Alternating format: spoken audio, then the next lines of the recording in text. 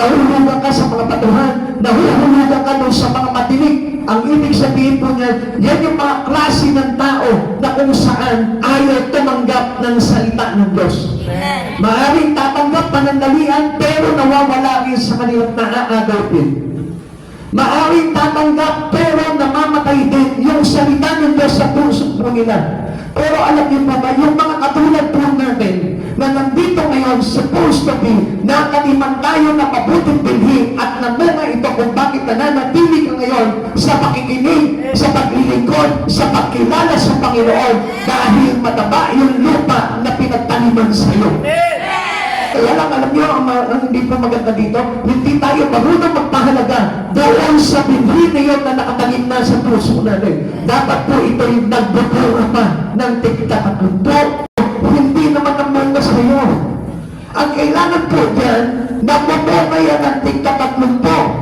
Kahit nga pa isa-isa lang, dapat mabunga yan eh. What does it mean? Kailangan pakinabang ka na sa Diyos. Pakti ka na ng plano ng Diyos. Kapakti ka na doon sa pag-aakay ng mga kaluluwa. Yun ang totoo. At yun yung kailangan na magkaroon tayo at hindi natin parang sinasabi lamang malago na ako kay Kristo, I have a deep relation with God, malalim na akong Kristiyano. Wala ang kalaliman doon kung ikaw ay hindi nagbubunga ng mga ligtas na kaluluwa. Amen. Amen. Huwag mo sabihin sa akin, nagtutulong ka na.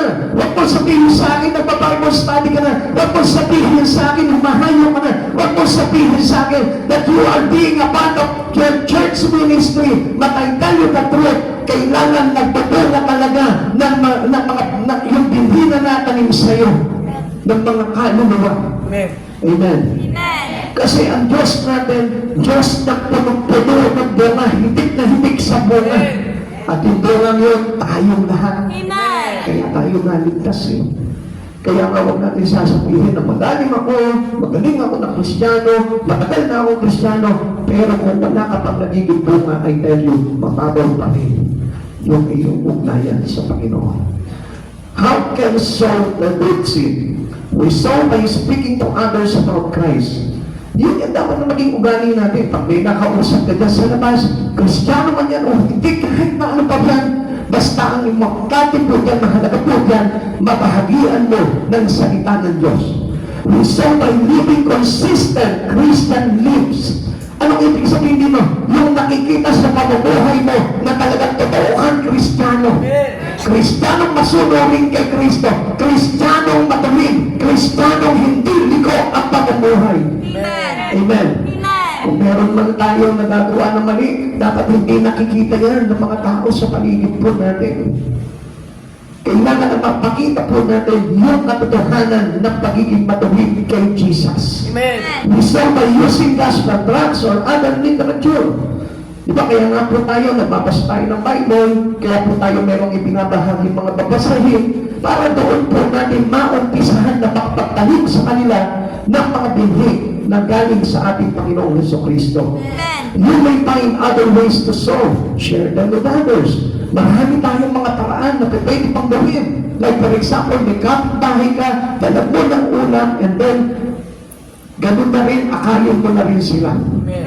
Meron kang mga gustong tulungan, umpisahan mo sa pagtulong sa kaluluwa bago sa pagtulong sa kalangnan. Kung minsan tulong tayo ng tulong, pero nasasayang yung tulong natin. Tumutulong lamang tayo sa pangangailangan ng laman, pero sa pangangailangan ng Espiritu, doon tayo hindi magaling pagdating sa harapan ng Panginoon. First thing that we need to give help, to give assistance to others is by sowing a good seed to them. Amen. Taniman mo muna sila ng mabuting binhi kay Kristo bago mo sila abutan ng kung anong bagay na kailangan nila. Amen.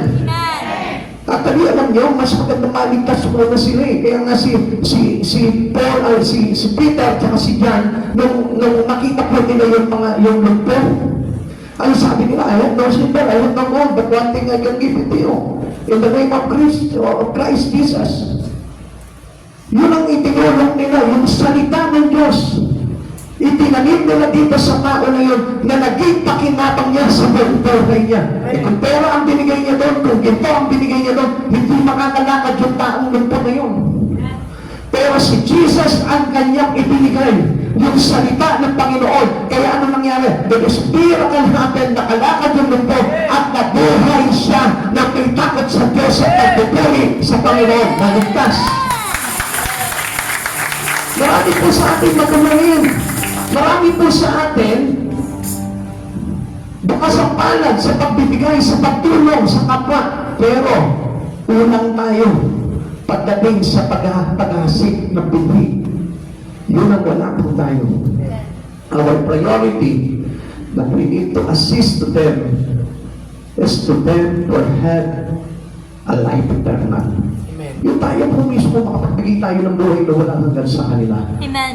And last, the fourth part of God's plan is reaping. Pag nagawa natin yung tatlong bagay na yun, tayo mismo ang haali nun.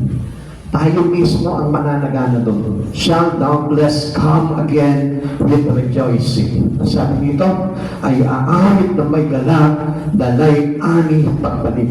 Lahat ng bagay na ginagawa natin for the glory of God. Especially yung pag-akay ng kaluluwa. Alam niyo po ba kung anong reward po niyan?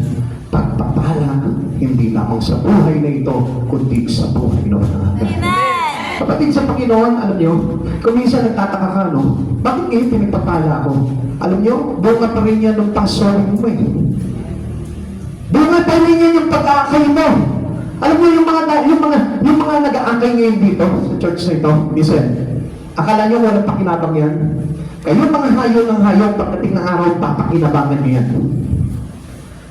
Yung tao ba nang akala nyo, napapagod lang kayo? Wala naman nangyayari sa atin, nagkakaitim-itim lang tayo, pagod lang tayo, wala naman tayo nakakay. I tell you the truth, pagdating ng araw, mababalat ka, pinagpapala ang buhay mo. At hindi pa yun, mayroon kang pagpapalang aanihin sa kalangitan pagdating ng araw. That is no doubtless. That is no doubt. Pagdating ng araw, tiyak na pagpapalain tayo ng Panginoon. Ang sabi niya gano'n, ay aalit na may galak at dalay-ani pagpanik. Nagtanim ka eh. Hindi na pwede wala kang aanihin. Lahat ng umahayo, ibig sabihin niya, nagtatanim yan. At doon sa pagtatanim mo yun, huwag ka munang umasa ngayon, darating yung pagkakataon in God's perfect timing, makikita mo. Ginawa at pagpapalain ang buhay mo. Hindi lang yung buhay mo, pati yung kaluluwa mo. Mag-abang ka. Ikaw na masipag. Pagdating sa pagkayon, pag-aakay, mag-abang ka pagdating na araw. Kung ngayon parang nakikita mo, pabiyado ko, hindi mo nang pag-aaral, hindi mo nang pagtapos sa pag-aaral ko. Inandog mo para magtanim ka. Inandog mo para mag-akay ka. Hindi ka papabuhaan ng Diyos. I tell you, sabi ng Lord, ako'y laging sa inyo hanggang sa dulo ng daigdig. Kailan ka iiwanan ng Lord? Kung yun yung bagay na pinaglalaanan mo sa Kanya, yung makaakay ng kaluluwa, yung makapagpanumbalik ng isang makasalanan para sa Panginoon, kailan ka pabayaan ng Lord? We must make effort to win people to Christ. Kailangan pinagsisikapan natin yan. Kailangan pinagtsatsagaan natin yan. At kailangan po na tayo po mismo, mayroon tayong bigtiin na makaakay po talaga ng kaluluwa. Huwag ka papayag na halimbawa Wednesday, si pastor lang yung parang nasasaktan kapag walang nagpapautak. Dapat ikaw rin masaktan ka. Come on, sabihin mo sa katabi mo ngayon, masaktan ka. Masaktan ka. Mas masakit pag walang pera eh. No? Subukan mo pag wala kang pera, humayo ka na humayo. Makita mo pagdating ng araw, wala ka pa rin pera. May kaligtasan ka naman. So syempre, nag-ahangat ka, pera ang babalik sa iyo. Di ba? Hindi bibigay sa iyo ng Lord yun. Pero huwag ka mag-expect. Pagdating sa pagkahayo, pagdating sa pagkaakayo, huwag ka mag-expect. Basta gawin mo lamang yun dahil you have the Spirit of Jesus itself. Nasa iyo yung Espiritu ni Jesus. Kapag ginawa mo yun, na wala kang hinahangad na kapalit doon sa mga bagay yun, pagdating ng araw, you will be rewarded eternally. Amen. Amen. Amen. Don't give some healing to others. Get it on the blessing. Yun nyo?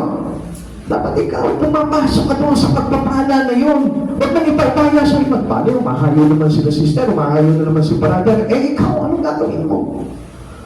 Ayaw mo ng blessing? Ayaw mo ng pagpapala? Get into the blessing. Pumasok ka doon.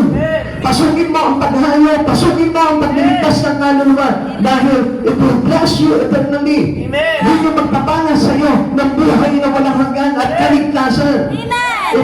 If we personal do, it will bring us blessing. Alam niyo ba yung mga bagay na yun kapag ginagawa po natin? Personally, alam niyo ba na ito yung malaking pagpapala sa atin sa buhay na walang hanggan? Kasi ang sabi ng Lord po sa atin ay aawit na may galak, dalayani, pagbalik. Ang pagbalik, pagbalik natin sa Kanya. Amen. Dala-dala natin yung awit sa puso natin, yung papuri, yung pasasalamat, yung pag-glorify sa pangalan ng Panginoon. Let's return to the basic of the Christian's message. Iba yun eh. Minsan, nagpapakagaling tayo, nagpapakadalong asa tayo, uy, ang dami ko nang alam sa Biblia. Uy, ang daling na nabasa ko, nakapakinig ako kay ganito, ganyan, ganyan. Eh, yung mag-church lang ng Wednesday, hindi mo magawa. So, paano ka naging malalim doon? Yung tumakap ka lang doon sa soul reading ng church mo, hindi mo magawa. Paano mo sasabihin? May nabasa ako dito kay Martin Luther, may nabasa ako dito kay Matthew Henry, may nabasa ako dito kay ang dami natin binanggit na mga binabasa natin literature, mga scriptural message na papakinggan natin through other pastor, pero still hindi ka maging bahagi ng action ng church mo. Amen. Let's get back to winning soul. Lahat tayo. Mga bata, dapat tayo lahat, meron po tayong puso sa pag-aakay. May mga kaklase kayo, pero until now, kayo pa yung naaakay, kayo pa yung nahahatak. Mga magulang, mga nagkatrabaho, dapat kayo yung humatak sa mga katrabaho ninyo. Kayo yung mga humatak doon sa mga magulang na katulad ninyo. Hindi yung tayo yung nahahatak nila sa maling pamamaraan ng pag-in Christian life is to be a part of God's great plan to reach the world. Lahat tayo pang lahat, pati yan. Huwag kang simba lang ng simba. Huwag kang aral lang ng aral ng Biblia. Kundi lahat dapat na napag-aralan mo, itanim mo para makapagligtas ka ng kaluluwa. Let's get back to winning soul. Lahat tayo, balik tayo doon. Walang tamad na Kristiyano. Ang tamad na Kristiyano, wala si Kristo. Amen. Sapagkat kung talaga nananagaytay sa puso mo ang Espiritu ni Kristo, I tell you, yun ang magtutulak sa iyo para gumawa ka ng mga bagay sa ikaliligtas ng kaluluwa. Winning soul brings blessed rejoicing and future joy. Sigurado na yan. Kung gusto mo siguraduhin yung iyong kaligtasan, these are the things that we need to do. Ito yung dapat na gawin po natin. Gusto mo maging safe yung kaluluwa mo, umatay ka ng umatay, magtanim ka sa ibang kaluluwa. Sabi nga natin, what we sow is what we reap. Magtanim ka ng mga kaluluwa sa mga kaluluwa, aanirin yung kaluluwa mo ng kaligtasan. Magtanim ka ng kaligtasan sa ibang tao, aanirin ng kaligtasan pati pamilya mo. Kaya nga mga kapatid sa Panginoon, there is no Christian selfish. Wala mga Kristiyano selfish na gusto siya lang maligtas. Pero yung mga tao sa paligid niya, ayaw niya. Kaya nga, one thing na dapat natin gawin, magtanim ka para umani ka. Luke chapter 15 verse 10, sinasabi ko sa inyo, ngayon din ang kagalakan ng mga anghel ng Diyos dahil sa isang pakasalanan tumalikod sa kasalanan. Alam mo na alam mo ang Diyos kapag nakikita niya ang isang katulad natin na nagbabalik loob sa Panginoon. And what more kaya, doon sa umakay doon. Hindi kaya lubos na pag-alakan ng Panginoon kapag nabalitaan niya na ikaw yung nag-akay doon sa isang pakasalanan na yun na alam mo na panbalik mo sa Panginoon, hindi ba puno-puno ng kagalakan para sa iyo ang Panginoon na ito. Kaya sa oras na ito, mag-isip ka. Ikaw ngayon na nagsasabi ng totoong Kristiyano, dito mo makikita ang pagiging totoo mo talaga. Walang Kristiyanong tamad. Walang Kristiyano na hindi gumagawa. Walang Kristiyano na totoo kay Kristo na tumanggap ng kanyang banal na Espiritu Santo na inabalala lamang yung kanyang sarili sa mga bagay na makasalibatan lamang at hindi naging bahagi ng plano, ng dakilang plano ng Diyos para abutin ang lahat sa mundo nito. Maging kaisa ka sa plano ng Panginoon. Pag-uwi mo ng bahay mamaya, pagnilayan mo yung mga bagay na ito, magnilay ka habang bago ka matulog. Kunin mo yung katahimikan ng gabi bago ka matulog. Tignan mo kung talagang pati ka na ba talaga kay Kristo Jesus. Kaisa ka na ba talaga ng Espiritu ni Yesu Kristo? Sapat na ba talaga yung pagiging Kristiyano mo? Tanongin mo yung sarili mo. Huwag kang basta-basta matutulog ka na lang ng isang gabi at hindi mo man lang na itanong sa sarili mo, ako ba'y talaga'y kaisa na tumanggap kay Yesu Kristo bilang aking Panginoon. Gisingin po natin yung diwa natin. Gisingin natin yung Espiritu natin. Huwag tayo mabuhay na bilang mga huwad na Kristiyano na akala natin sapat na yung ganito lamang. Subalit ang mayroon pa ng bagay na itinatalaga sa atin ng Panginoon. And this is our own calling with the Lord. This is a universal calling of every Christian. Panawagan niya sa lahat ng mga Kristiyano, mag-akay, magligtas, humayo, magtanim ng binhi na mula kay Kristo. Yan po yung ating tungkulin. Wala ka mamaministeryo dito sa church ito, hindi ka man choir, hindi ka man dancing, hindi ka man worker, pero one thing, dapat magkaroon ka ng ministry kay Kristo Jesus. And you must involve yourself and engage your life into your church. It is important to engage. It is important to be a part of the action. And not only the action. Kapatid sa Panginoon, huwag ka lang maging miyembro ng grupo. This is not a club. This is not an organization. This is not a fraternity. This is not a group. But this is a relations to our God. That we need to do action. We need to have the Spirit of God. Put some action in what we are learning from Him. Kaya nga kapatid sa Panginoon, kung hindi mo naiintindihan ang pagiging Kristiyano, maaaring madadaya ka lang. Sapagkat maraming nagsasabi, gusto na yung kanilang pakilala sa Panginoon, pero hindi naman talaga nagiging sapat. Alam niyo kung bakit? Kasi hindi nagkakaroon ng aksyon yung Espiritu na inilagay sa kanila ng Panginoon. Do not please your life. Do not please your Christian life. Maraming kulang. Yung sinasabi nila, magaling pa ako dyan, mahusay pa ako dyan. Pero I tell you one thing, kapag wala ka malasakit sa kaluluwa, hindi mo iniiyakan ang mga kaluluwa, I tell you, you are nothing. Walang kwenta pagiging Kristiyano mo. Dapat ikaw mismo, malambot ang puso mo pagdating sa mga bagay sa pag-aakay ng kaluluwa.